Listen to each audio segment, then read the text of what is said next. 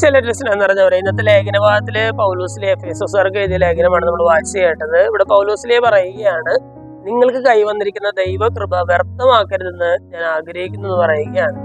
മനോഹരമായിട്ടുള്ളൊരു വചനമാണ് അല്ലെ. നമുക്ക് ലഭിച്ചിരിക്കുന്ന ദൈവകൃപ വ്യർത്ഥമായി പോകാതിരിക്കണമെന്ന് ഞാൻ ആഗ്രഹിക്കുന്നു എന്ന് പറഞ്ഞാൽ, നമുക്ക് ഒരു ദൈവത്തിന്റെ കൃപ ലഭിച്ചിട്ടുണ്ട്, ഒരു ഗ്രേസ് ലഭിച്ചിട്ടുണ്ട്.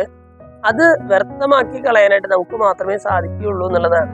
നമുക്ക് ലഭിച്ചിരിക്കുന്ന ഗ്രേസ്, ഡിവൈൻ ഗ്രേസ്, അത് മറ്റാർക്കും വ്യർത്ഥമാക്കി കളയാനായിട്ട് സാധിക്കില്ല.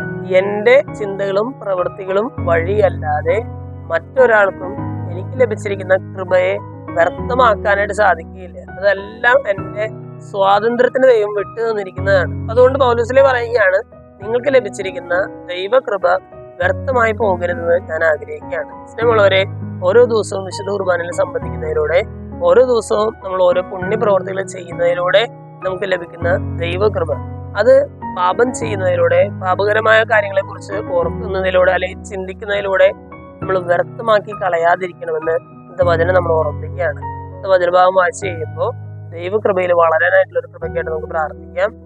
അനുദിനം ദൈവകൃപ സ്വീകരിച്ചുകൊണ്ട് ദൈവസന്നിധിയിൽ വിശുദ്ധരായി ജീവിക്കാനുള്ള ഒരു കൃപയ്ക്കായിട്ട് പ്രാർത്ഥിക്കാം. ദൈവം നമ്മെല്ലാവരെയും സമൃദ്ധമായിട്ട്